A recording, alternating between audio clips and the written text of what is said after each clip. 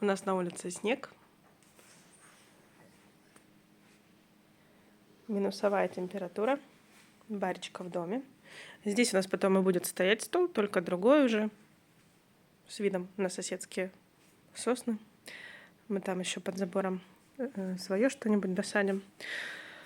У нас вот такая обновка. Мы установили печь-камин. Здесь гипсокартонный короб, к нему потом будет подходить мягкий натяжной потолок. Установили ребята очень быстро. Компания «Каминус» в Днепре. Есть свои какие-то недостатки в этой печке. Ну, в принципе, это моя детская мечта. О полноценном камине я пока не мечтаю, потому что считаю, нужно по финансам все.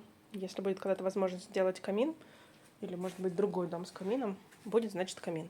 Пока меня, в принципе, и этот вариант устраивает. Мужу тоже очень сильно понравилось. У него никогда не было печки.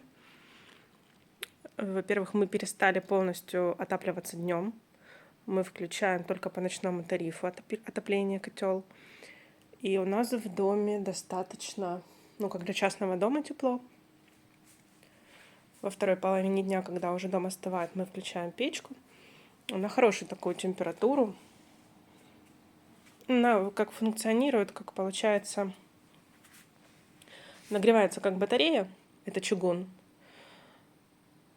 И вот эта батарея, вот эта труба тоже, она дает тепло. За печь-камином мы решили сделать стеночку из кафеля, такую немножко декорированную,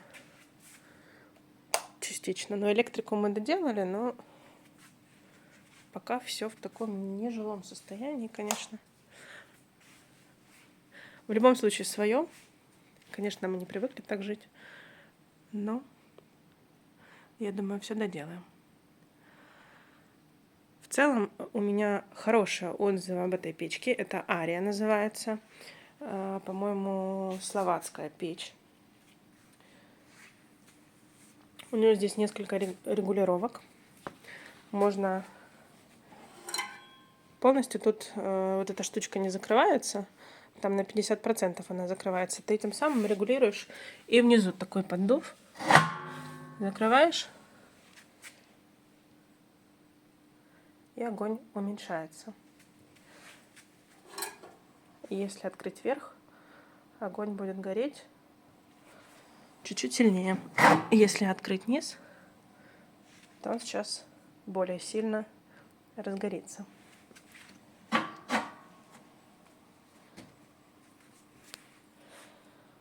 Единственный минус этой печки, это, конечно, сам чугун, он почему-то белеет. Он вытирается, в принципе, легко вытирается.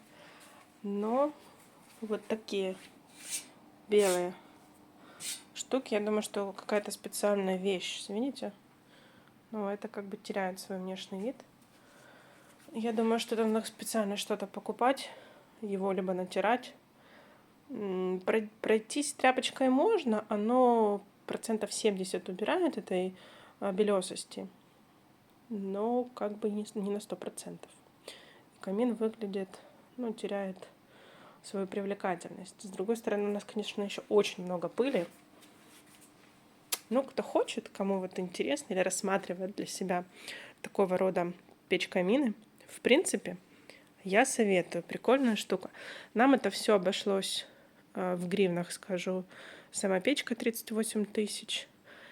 Установка вместе с коробом. И сверху у нас получается еще такая труба идет 3 метра до крыши у нас на холодном чердаке. И выше конька получается сама труба. По-моему, все у нас вышло 66 тысяч гривен.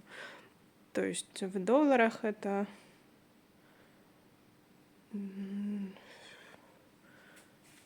66 тысяч. Сейчас скажу.